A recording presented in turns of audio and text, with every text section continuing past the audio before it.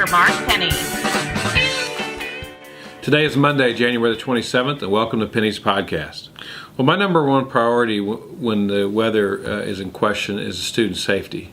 Standing at the bus stop, walking between classes from Troy Middle School to Bonfils Auditorium, walking from Troy Buchanan High School parking lot to the front of Troy Buchanan High School building are all situations that I consider are the parking lot safe, are the sidewalk safe. Those are all things that come into that decision whether or not to cancel or hold classes. Well, personally, I usually get up when the weather's in question at 3:30 in the morning and check the forecast.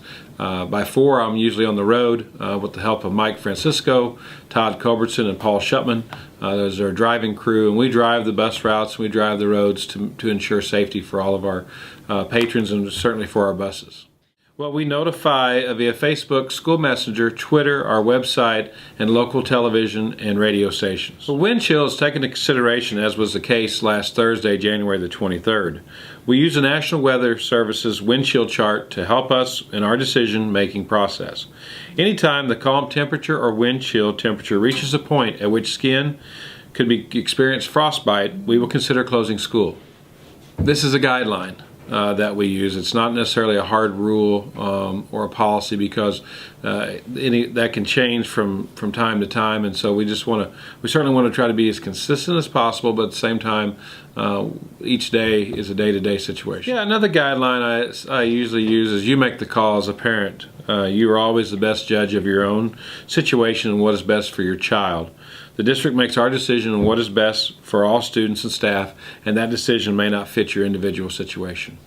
Well, several parents and community members have asked the district about implementing a late start schedule for inclement weather and utilizing this option when we can. We've already begun discussions on a late start schedule for our district, but would wait probably till next year to implement in order to communicate with our patrons and staff. Well, Proposition Kids Keep Improving District Schools will ask voters on April 8, 2014 for permission to borrow $20.5 million for a no tax increase bond issue to construct a second middle school in the Lincoln County R3 School District. Why don't you tell them where the property is located and a little history of it? Well, the property was purchased from the FDIC for approximately $2,300 an acre in August of 2011 in the city limits of Troy, adjacent to the Crooked Creek property. Well, a steering committee is being formed as we speak to help educate the public on Proposition Kids. For more information for serving on this committee, please contact April Bryant at Central Office at 636-462-6098. We certainly like competition, and here's your opportunity. Estimate the number of students served at Troy Middle School by commenting on our YouTube channel, our website, podcast posts, or Facebook and Twitter. We will randomly award one person a piece of R3 winter wear this week.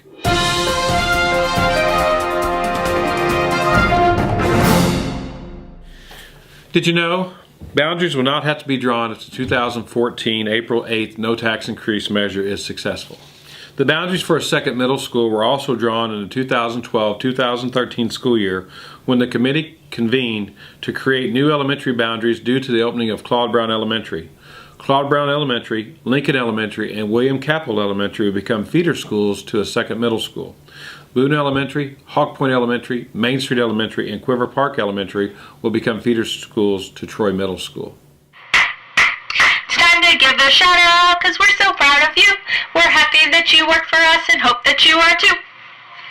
Shout outs, really very excited of the happenings last Friday, January the 24th at Quiver Park Elementary. The Battle of the Books took place between Quiver Park and Lakeview Elementary of Wentzville. And I want to thank Mr. Jason Cook and Principal Stephanie Bouchard for all their work. Our 4th and 5th graders came together against Wentzville's Lakeview to have a trivia basically regarding books. And the Mark Twain series were part of those, and I was just really proud of the efforts. Way to go, Mr. Cook. Very excited to learn that Troy Buchanan High School instructor Miss Megan Miller has been asked to present at the Midwest Educational Technology Conference in St. Charles, February the 10th through the 12th, on behalf of the mixed movement and just the use of social media here at Troy Buchanan High School. Way to go, Miss Miller. And remember, Lincoln County R3, what are you doing to make us a premier school district in the state of Missouri? Thanks for listening, and be sure to join us next time on Penny's Podcast. been an R3 production.